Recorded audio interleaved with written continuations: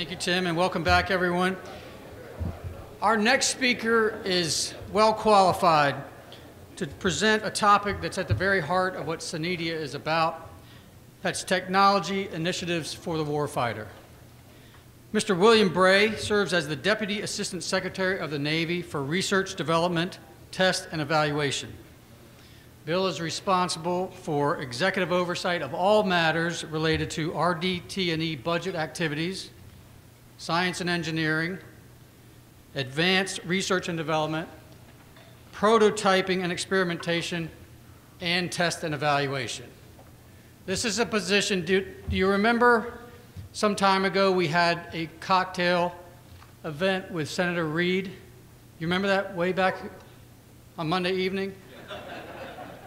Bill started his position after that cocktail event. Yesterday, Tuesday, was his first full day in this position, but don't worry, Mr. Secretary, you're among friends. If it's possible to expand that scope even further, he is also responsible for oversight and stewardship of the Department of Navy Research and Development Establishment, including naval laboratories, warfare centers, and system centers. Sir, what that means is there's virtually no question this audience can't ask of you. It falls into your portfolio. Bill has over 30 years in government service, and his executive career, a career as a government executive, includes duties as the executive director of PEO IWS, where he directed the acquisition and fleet support of the Surface Navy's 155 combat systems, weapons, radars, and related international programs. He also served as a director in the Integrated Nuclear Weapons Safety and Security Directorate with SSP. Extensive experience. I would like everyone to join me, please, in welcoming Mr. William Bray here to the podium. Thank you very much.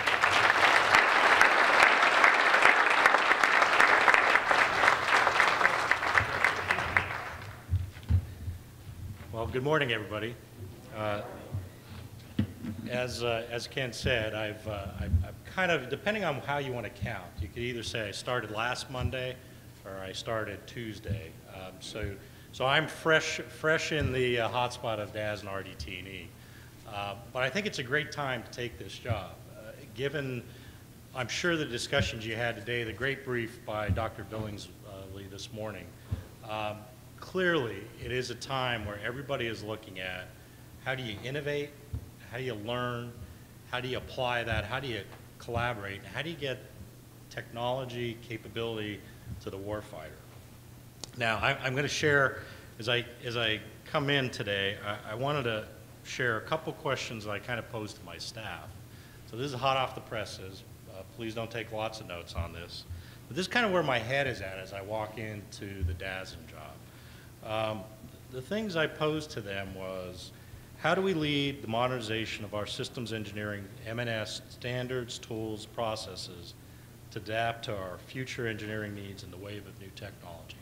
Why is that important to DAS and RDT&E? DAS and RDT&E, another role it has is to be the chief engineer of the Navy.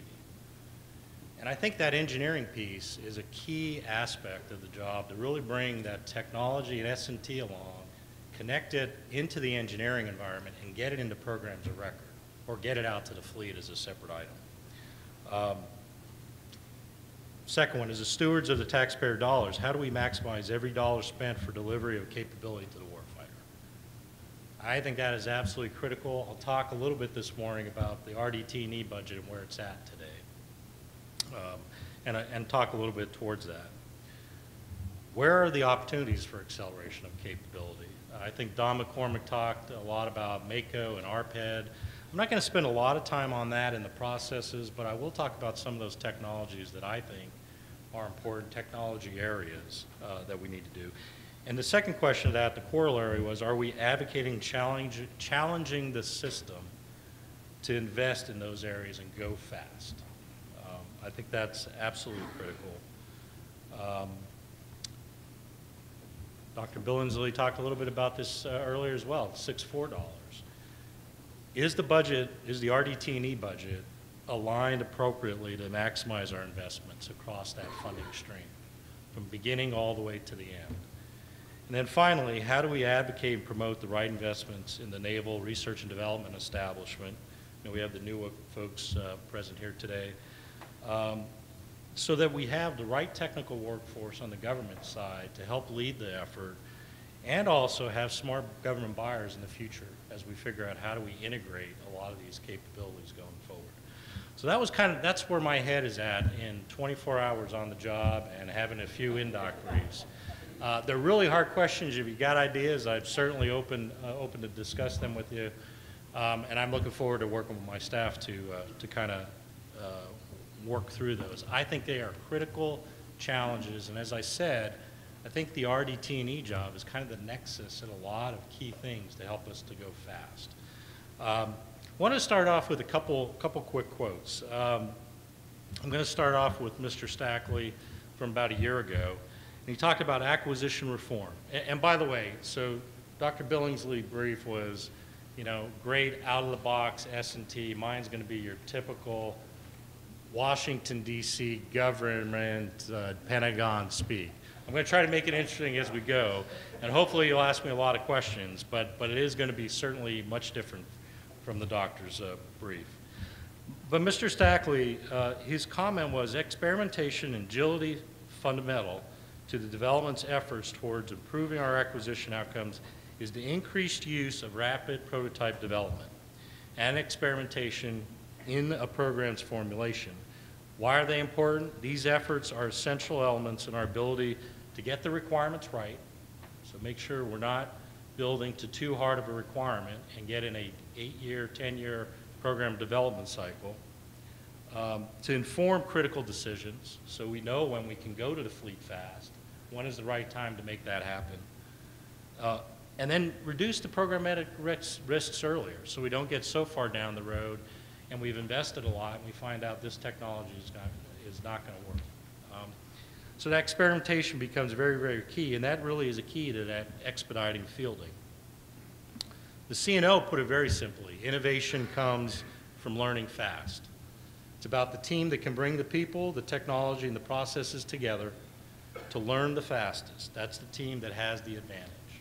And I was struck by, again, going back to the earlier brief, when you talk about getting the right teams together, sometimes it's teams from what seems to be very diverse backgrounds.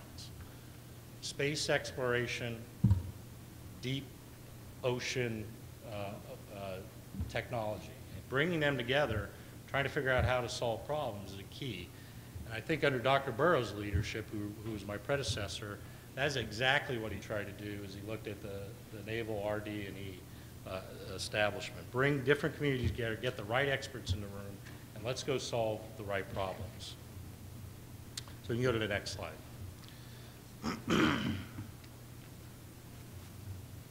So as you look at the strategy or the environments that we're facing today and the strategic environment that we have to sort through, a couple key areas. First of all, clearly we're operating in a very different world today than we were 15 years ago. The Navy's mission has expanded across multiple directions, multiple areas, everything from state-sponsored terrorism to the climate change issues that we see and foreshadow in the Arctic, as well as just trying to get access. And you see that access play out every day. When you look at, you know, that basic sea control that the Navy has always provided, the ability to get in areas like the South China Sea, Persian Gulf, off the coast of Yemen, Black Sea, those are all areas that clearly our Navy is involved with today and every day. As we start to deliver some of the systems that we are talking about today, robotics, automated systems, unmanned vehicles, high-powered radars, EW systems, bringing in lots of information and data, that complexity, not only of the environment that those sailors are going into, but also the information that they're going to get and how to make decisions are going to be key. And then if you add in the adversaries, what they are trying to do to make that environment even more complex, it is a significant challenge that we face as we go forward. And it is important at this time that we really are looking at how do we move and turn that cycle faster on technology and really get the technology in the hands of the sailors so they have the right tools. Go back to Admiral Davison. Admiral Davison recently published his fleet design framework. And as he talks about that, he talks a lot about overarching capabilities and concepts, new concepts that the fleet is going to have to figure out and sort through, new doctrine statements. How does that play? Take advantage of all that data, the digital environment. How do you bring that forward? And then in a spectrum, take advantage of the spectrum in things like electromagnetic maneuver warfare, where you start looking at how different radars and EW systems come together. How do you use kinetic and non-kinetic together? Those are all really hard challenges. And engineering-wise, we may sort through how to deliver a laser, but how that laser will be used on a ship with the warfighter is a much more harder challenge. And we need to be thinking that through and doing the experimentation today, bringing the warfighter in, and start to sort those things out. When he talks about those things, he really brings in three pieces. Integration, which is always near and dear to my heart, coming from integrated warfare systems. But integration is always the hard part. I always used to say, the I in IWS was the hardest piece to deliver to the warfighter. And a lot of times it wasn't the technical piece. The technical piece could be solved. It was how did you work, or how do you work across the seams? How do you bring the different parties together, different program managers together, different communities together to really work on the problem that had to be solved and understand that? The other thing he talks about is distribution. So distribution of forces, but also how do you connect those forces so they share the data across the board? Again, I think that is another critical challenge, and we heard about that earlier. All the data that's coming out and being pushed, that's great. But if I'm a sailor sitting on a console in CIC and I've got to make a decision of fire a laser, fire a missile, or turn my EW system on, we got to help them. We got to help the sailor figure those things out. And then the last piece is that he talks about is maneuver. And it's maneuver, not only the traditional maneuver of what you think of ship's force, but also maneuver of our systems. How do we use them together, either perhaps by shutting some off and turning others on? So I think there's a balance there. And that is where the fleet and where Admiral Davison's head is at. So how, as a community, as an RDT&E community, how do we achieve that? How do we kind of bring that forward? If you look at the third bullet on the slide, clearly the NR&D&E talent is critical for the organization. That is one of the strategies Dr. Burrow has used over the last several years, and I believe it's important as we go forward to continue that. They are working a number of prototyping efforts across the board and really smoking out, how do we do this? I mean, we're challenging lots of different things, policies, technical guidance, contracting, all real areas that have some very hard barriers in the acquisition world. And so being able to bring those on and challenge those all the way through to a program of record is a key piece. And then, as I said, the budget is absolutely key, because without alignment of the budget, we will not get to where we need to be. Dollars are precious, and we need to make sure we use every one most effectively. So speaking of dollars, I'm going to go to the next slide, which should bring a tear to everybody's eye. My staff put this in here, so I'm the new guy. The staff puts this slide in here, but it's an important slide. It kind of gives you a perspective of where we've been with RDT&E. Clearly, you see the mountain in the mid-2000s, War on Terror, significant increase in the budget, and then the lines drawn 2016, so give you a time frame of where we're at, actual versus program. A couple of points that I would bring out to you. First of all, the bottom three sand lines, that's your 6.1 through 6.3. Pretty steady, a pretty steady stream of dollars. going into that. Roughly about $2 billion annually. And I know Admiral Hahn in CNR is looking very hard at how does he make sure everything's aligned there, particularly to 6.2 to 6.3. Very critical that we're focused on the right technologies, doing the right things. And as we look at trying to bring capability forward to the fleet, that the investments are going in the right projects and the right programs. As mentioned earlier, BA4. BA4 is, in my mind, the most critical piece of the RDT&E budget for the exact reason that was talked about earlier. It is the connective tissue between 6.1, 6.3, and then 6.5 and above, which is all your programs of record. If we really are serious about transitioning and investing and prototyping and taking that S&T, we have to make sure the 6.4 dollars are most effectively aligned to the technologies and the prototyping experiment that we need to draw from to get to the warfighter. That is what is that is one of the pieces that is going to help us get through that valley of death that a lot of people talk about in S&T. Now, I will tell you one of the things that Admiral Hahn and I have talked about is working together to figure out where those 6.4 investments need to go. Where do they need to be applied? And how do we put in a process that not only looks at how they're applied, but then on the acquisition side, we've got the connective tissue to either land in a program of record, get on a contract quickly, which having been a PEO and worked with many of you, I know that is, those two words never go together, right? Contracting and quickly. And there's good reasons for that, right? We can't violate any laws. We don't want to do anything illegal, immoral, or unethical. But I think challenging the system, if we truly want to go fast, we need to be looking at some of those barriers and figure out how do we do that. Are there alternate means? Is there different ways to get items on contract?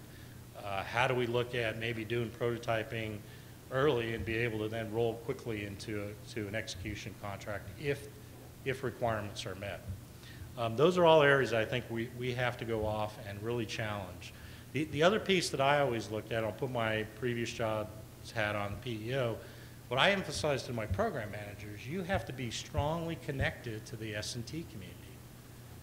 And you need to be telling them what you need, so there's some push and some pull between those organizations. And then you need to be able to have a landing pad for them. Because it does us no good if we rapidly prototype and then it takes us 5 years to get them in a program of record. So that is something that we definitely need to go do, and I think that's where a lot of the systems engineering focus from my office needs to come. Now let me talk a little bit about 6.5, 6.7. I would tell you the one thing that I've known in a general standpoint, and I can't say that I've looked at the budget to say, hey, this is perfectly aligned, but if you look at the last 10 years, one of the most significant investments, and it's come from the S&T community and is rolling into program of records the last couple of years, is the investment of digital arrays, ESA technology. You see that in everywhere now. You see that in radars, such as air missile defense radar. You see that in aircraft. You see that in missiles. You see it in platforms and payloads.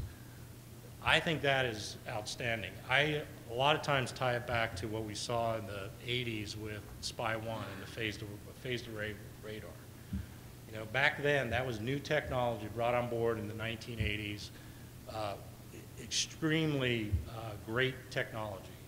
For 30 years, we continue to use that radar and that technology and our engineering and knowledge to get more and more capability out of that radar. I see the same thing as you look at the digital arrays and the technology that's coming out there. I think we're only on the early edge of understanding what that capability is going to be able to do. Challenge, I think, is once we have that, and once you have all that data, how do you bring it together and go back to Admiral Davidson's, how do you integrate the information to make it useful to the warfighter? Useful so they can make decisions on a grand scale. How do you share that data across the force? So 6.5 certainly is coming down. It's also an indicator there are a lot of systems that are kind of out in the fleet today. Right? There are a lot of systems that are there, and I think that ties back to that radar technology. Next slide. So what strategies have we employed over the last 2 to 3 years to kind of move the ball here? Clearly one is to go find the right technologies and accelerate. And the areas that we've looked at and really have moved forward with several ARPEDs and different prototyping efforts are in areas of unmanned systems, which we talked about this morning, data fusion, how do you bring all that data together, the non-kinetic weapons or non-kinetic capabilities that we may need going forward, cyber, and then payloads. What are the right payloads on the right unmanned systems, and how do we pull that together? From another area, more of the boring side of the house, I would say, there's been a lot of work, and I mentioned it already, on policy. Because that policy has to be chipped away in the right areas for us to enable to go faster. So leaning on some of the congressional language, taking advantage of different areas, looking at different ways of doing business, we pressed the button pretty hard on that, and I think we've found a number of areas that we've started to implement. And hopefully you're going to start seeing some of that as we go forward. Employing prototyping, experimentation, and demonstrations, clearly we're doing more and more of that. I've already talked about the prototyping. The other big piece is that experimentation. And I'll talk a little bit about Antex at the end. And you may be Antexed out, I don't know, because I think Don McCormick talked about Antex, and I think General Kelly probably talked a little bit about Antex as well. But I think that is a high potential venue for doing the experimentation. You get to operate in a real environment, bring new technology and test it out. The thing that I want to look at, and I want to challenge our community, is, okay, once we've done one, then what? Right? Then what? So we've done it, we come back 2 years later, we do another one. If we really want to get that speed of learning and technology and things out to the warfighter, we've got to kind of figure out of that Antex or whatever demonstration event we do, what do we pull out and then get on that fast track?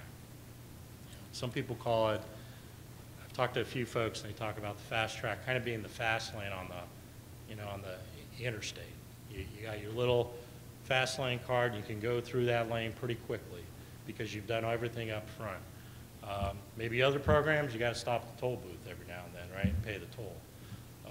Hopefully you're not stuck at the toll booth for years. That's the challenge, right? Number 3, I've already talked about the alignment of the RDT&E funding. Again, I think the other piece is that far right side, the programmatics coming from the PEO. I think it's very important that programs of record are doing the right things to be able to land the technologies, the open system architecture aspects, the modularity. Are they embedding that into the program? Just looking at a couple programs off the top of my head, Swiftus has done a lot of work in bringing in, state of the practice, IT technology, software, bring it in, look at technologies, figure out what's ready, implement it, and get it out to the warfighter fast, very quickly. Similarly, Aegis, I think following in that wave, Aegis Combat Systems, as well as SSDS is looking at that. They call it speed to capability. And that's kind of been enabled by some software techniques they've used.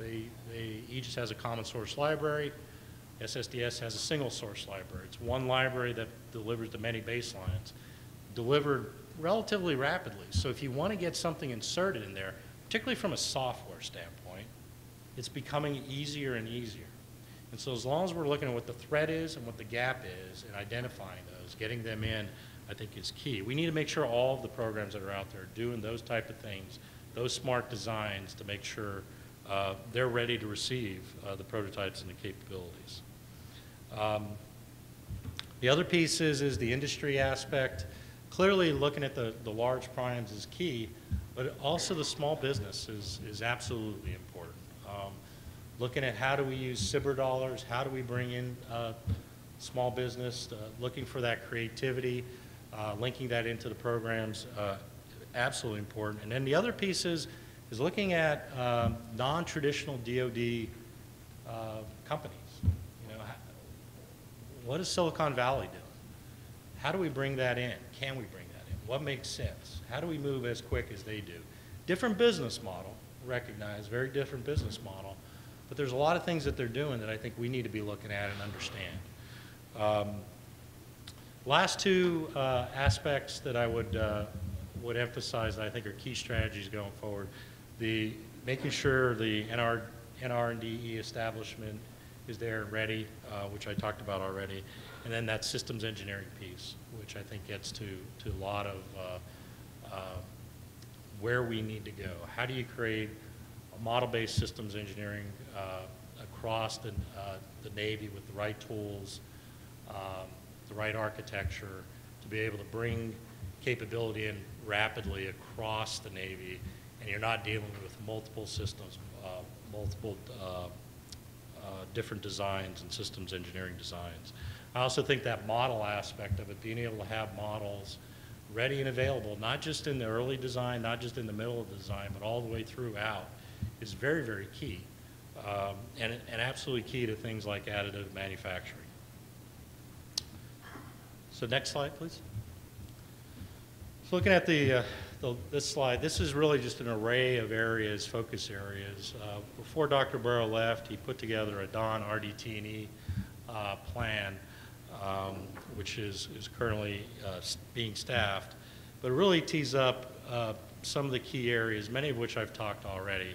But in my mind, the number one is that data analytics and machine learning. When I was in IWS, the one thing I would talk a lot about is how do we get data off the ship today, get it back into the analyst and the engineer's hands to understand the environment that was out at sea, what could be done to improve that environment, and then push the data back to the warfighter immediately. So you made a difference immediately. Warfighter in certain environments, high clutter environments. How do we do that? How can we go take that on? Clearly, Tesla has already figured that out, right? They do move their data pretty regularly. So a lot of people say, well, you got to be careful about cyber. I'm sure Tesla is worried about cyber. We've got to figure that out. We've got to figure out how do we become more rapidly to deal with the changing environment and the threats that the warfighter is going to see. I think data analytics, big data, and then that machine learning is really a key piece. You know, how do we use machine learning to help us figure out where the anomalies are that was mentioned earlier, but also how do we get better and help the software that we're developing get better. Clearly, automated systems is a key, as well as the human-machine teaming. We talked a lot about that operator sitting on a console, helping them make decisions, making them understand what they should do and how they should perform is very, very key. Clearly tied to the computing environments, quantum computing and things of that nature, artificial intelligence. A lot in the materials area. I sat in on an additive manufacturing XCOM last week, kind of one of my in-doc assignments. It's very interesting. If you look at the Marine Corps and how they're using additive manufacturing, they're very much on the leading edge. They're putting printers out with their battalions. Why? Because their view is if let's say a valve or something fails on a Humvee, and it could be fixed very easily using additive manufacturing part, they want to have that ability to do that, even if it only gets them another 10 miles down the road. Right? It allows them to keep moving, keep going. It's part of their mission. They've built in their mindset a way to use additive manufacturing and how do they do business. I think that's important. We can go off and do additive manufacturing in a lot of areas, but how do we apply it? Where do we apply it? What problem are we trying to solve with it? And I think that's a challenge we need to be thinking through, because I think it certainly can help us. And then there's a ripple effect back to how do you do it on a regular basis. The things we're building today, you know, they're probably going to be obsolete, I don't know, 20 years from now, but I bet they'll be in the fleet. Are we creating the models today, the CAD models with sufficient detail that allows us to be able to do additive manufacturing with those parts in the future? I think we have to be thinking about that. How does the system work? How do we get those models as industry develops the systems and delivers them? Clearly different other materials, nano, meta materials, digital warfighting, I already talked about cyber. The other key piece is advanced power and energy technologies. You know, we are embarked on putting lasers on ships. Huge power draw. Some of the radars we put on ships, huge power draw. Have we kept up with the power systems needed to do those systems today? Not only today, but what about tomorrow and the future? So there's been a lot of focus and investment over the last year or two in that area to really start looking and figuring out what do we need to do, how do we need to create the right systems to go out on ships. We don't have the luxury of being able to have, you know, a huge power system outside a building. We have ships that we have to deploy on. And being able to use lasers or electromagnetic weapons are going to be part of the future as we go forward. And then the last piece is that digital thread. Again, pulling the thread all the way from the beginning of S&T all the way through development, making sure we have the modeling simulation environment available to be able to test the systems and also get them out into the warfighter and have confidence on them and then support them. And the other piece of that is that aspect can also help us, I believe, free up some of that RDT&E money. If we create the right environment from a live virtual constructive, use the right models, get confidence in those models, I view that as an opportunity to help us drive down test and evaluation costs. And if you look at that budget line, and if you went and pulled the T&E, there's a lot of money that goes into T&E in that budget, in that RDT&E line. How do we take that money and repurpose it, because we have confidence in the models and the analytical capability we have, and repurpose it into other areas for prototyping and get capability to the warfighter? Certainly that will need to be, that testing aspect will need to be communicated across different entities across the Pentagon, but I truly believe we have to go tackle that problem as well. So I think I'm down to the last slide. Talk a little bit about Antex. I mentioned it earlier. So these events, these advanced naval technological exercises or technology exercises, we've run a number of them. So I think Newark was the very first, right? And they're on number 3 now. This week there's one at Crane, looking at unmanned aerial systems, as well as other technologies, but that's one of the focus areas. I think in 2 weeks there's one down at Dahlgren.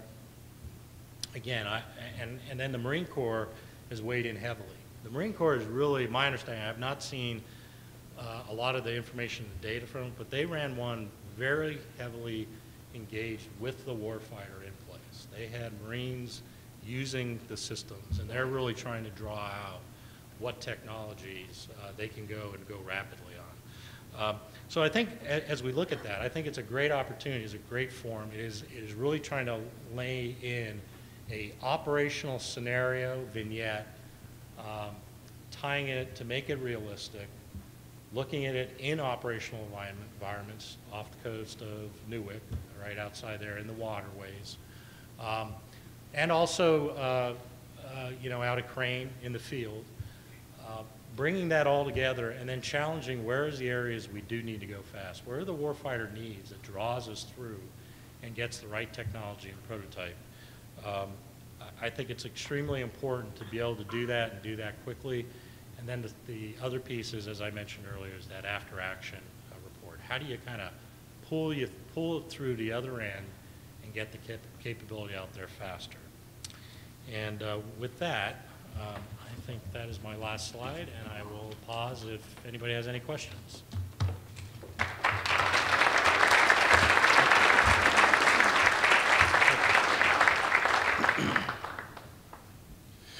First off, thank you for coming out and speaking today. Quick question. Antex has been mentioned several times throughout the last 2 days. How does a business get tied into these exercises? I think normally you all put out information out to industry that informs everybody of the, what the topic is going to be, the focus areas. It is different warfare areas. Panama City also participated in this last one. So it can be regional as well as larger. And I don't know if I'll turn to, so Fed Biz Ops is normally where we go. But that's a good point. If you all are not aware of the antexes or what's going on, then you won't be there. So we need to make sure we look at that. Okay. Okay, you're welcome. Any other questions? Yeah, Dennis. Yeah, Mr. Secretary, I have a question for you about personnel. Part of your charter is making sure you have the right personnel for the Navy, particularly science and engineering. Some of the speakers earlier this week from industry talked about how hard it is to get particularly STEM people to find them for their work. So is that a problem for the Navy? Are you seeing that with the Navy?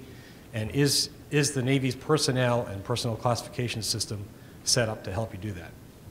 Man, that's no. So I think there's been a lot of work that we've done over the last 5 to 10 years in government, anticipating, the hiring that we did in the 80s and that expertise that we had for the last 20, 30 years was disappearing.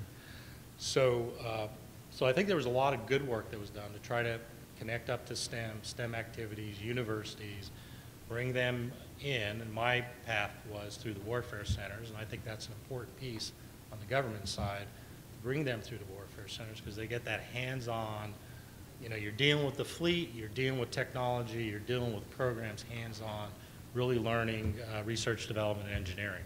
So I think there's been a lot of good work that's been done in that arena. I think the challenge we have is the areas that we're now looking to bring people in and work on are not necessarily the traditional areas that we've seen in the past. Data analytics, big data. And there's a big draw, it was talked about Google, right? Looking at how do they use big data. The cyber aspect and the IT aspect. There's a high demand in other non-traditional DoD areas for industry. I think what I have seen, I think we've been able to retain, at least at the NAVC area, people that are working in that area and are interested in staying with the government. I think the passion of supporting the warfighter is a very important piece, and I think a lot of people, when they come into the government, they understand that, they think it's important. However, there's 2 things that are happening I see right now, and I saw this at my last job in IWS. That grading of the workforce is really starting to happen now. So I would tell you in the last year, I lost thousands of hours of experience of top-notch people that have left PEO IWS, as an example. I don't know if we're bringing enough people in at those technology areas to fill that gap. So we were very focused on developing human capital initiatives and plans, knowledge sharing to be able to share that information across the board. I know broader NAVC is looking at that as well with iFusion and trying to share that, the knowledge sharing piece. So there's multiple avenues on that. As far as the hiring system goes, it hasn't gotten any better, Dennis, since you left. It is a challenge. It's hard. If you go to a college and you want to make an offer to the government, I think the warfare centers have worked through that and been able to do that. But a lot of times it's, hey, we're going to get back. We really want to hire you. We'll talk to you in 3 months. And getting offers to college graduates that are being sought after in these specific areas, and get them an offer in April, it doesn't work. So I do think we have to look at how do we do the hiring and the hiring process differently in order to compete and continue to bring in that talent. Thank you. Any other? Yes. Hi, Bill. Congratulations on the new job, by the way. It's terrific to see you in that role. I know it's early on, but Can you share with us some more thoughts about Secretary Spencer and where his head is? There were some clues in his testimony about his views on innovation and technology, and kind of notable is his absence of a strong vocal support for the 350 number. So, somewhere in there is probably a balance between just building more of what we have versus trying to do things differently and innovatively. So can you share some thoughts on where he is with that? Yeah, so it's really, I don't know if I can with the Secretary. I mean, I've not had an opportunity to talk with him. I will tell you, I did talk to some folks. He just recently visited Spaywar, and the feedback I got was very, very focused on figuring out how to continue to do the prototyping, move the ball forward in that area, and get capability out there. So I think he's going to continue on that path and look at that. The other piece that I do know he really was looking was the test and evaluation arena, similar to what I said earlier. How do you reduce those dollars that are going in T&E? Clearly, we need to do test and evaluation. I started as a Standard Missile flight analyst, right? So firing missiles, I love firing missiles. I think it's great. I haven't done it in a long time, but it was just a great, fulfilling job and really a great learning opportunity. But when we have to go out and fire 250 missiles on a new baseline, to get through DT, OT, and C squad, and we're trying to build missiles that go, shoot down ballistic missiles, that clearly is a focus area. And so one of the first things he did, I know if talking with Ms. Stiller, was he wanted to know where are the areas in test and evaluation that we either are not necessary, redundant, or areas that we could move money and reinvest in. And so I think that's a key focus for him looking going forward. Go ahead. I was going to add one more thing. On the 355 ship Navy, I think it depends on how you look at that. We're looking at, there's a lot of different aspects, right? You certainly could build all new ships. You look at how new ships and maybe some of the older ships, you extend the life of those, keep them around a little bit longer. But I think the discussion we had earlier is how do you use the autonomy and the unmanned vehicles to help be a force multiplier? I think we have to look at that. So how you calculate 355 ships, I think there's some calculation in there that we need to look at and see, is there some, as we bring these technology on, does that help us get to that number and why we needed that number, what the requirement was. Thank you. I'd just add congratulations on the shot. Nice shoot down and well timed too. And, Yes. and shout out to Raytheon and SM6. My last day. Hi. I would like to make a brief comment about what you said about innovation is about learning the fastest. That's true sometimes, but sometimes it's worth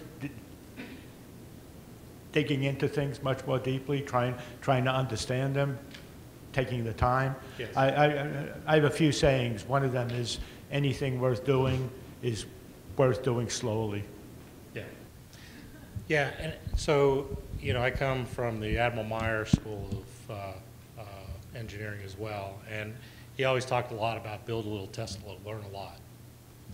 And I think you apply that where you're at. Clearly you can go fast, but going fast, down a road and not understanding what's ahead of you is not necessarily a good thing. So you do have to pause, collect the data, analyze it, and figure out how you go forward. So thank you for that. Yes. Thank you.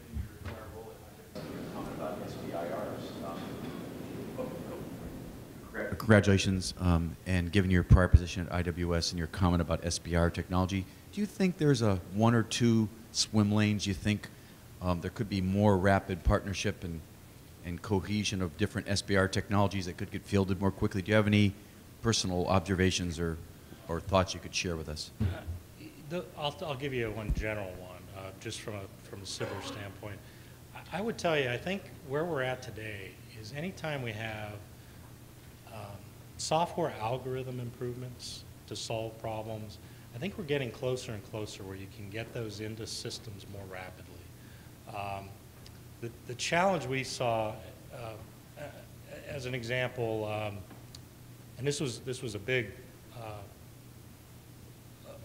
capability. It clearly wasn't a SIBR, but it was when we took SM6 and we added land attack, or excuse me, surface attack capability on it. You know, that missile was never originally designed to do that, but we were able to bring the Aegis folks together with the SM6 folks together, really worked on software algorithms with the technology that already existed, and within 18 months, we're able to get that tested on land, tested at sea, and delivered in a deployed unit, certified. Most of that was software work. Now, you still had to go through and do a lot of the learning and testing, right? We did not just say, hey, let's go fire a missile on a ship and see what happens. We did that learning all the way through. So as I look at things, the thing I've seen, it gets very hard when you start integrating significant hardware changes or new hardware. But if you're able to bring in algorithms that make you discriminate better, whether it's undersea or above water, networking, being able to share information across, the data analytics, and being able to pull through data, those are areas that I really think have an ability to go through a SIBR process and land more quickly. Yes? Would you care to comment on, with the advent and getting the inventory autonomous systems, how T&E is going to have to be, or is it going to have to be different from how we've done weapon systems traditionally? Just in general, how do you get them through the T&E process? How do you do it in an affordable manner, since there's much larger space they have to operate in?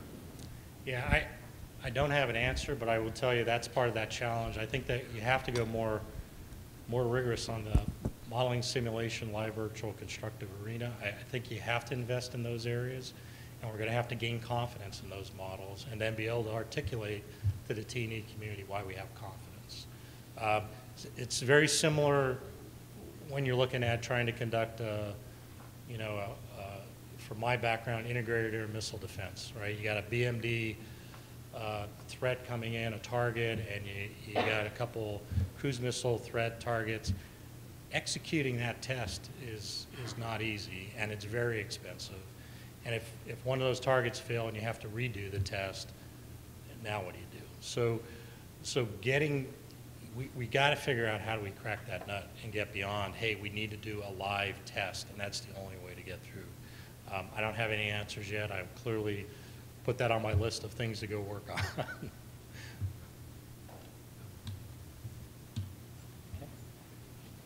Great. Thank you very much. I appreciate the time. Thank you.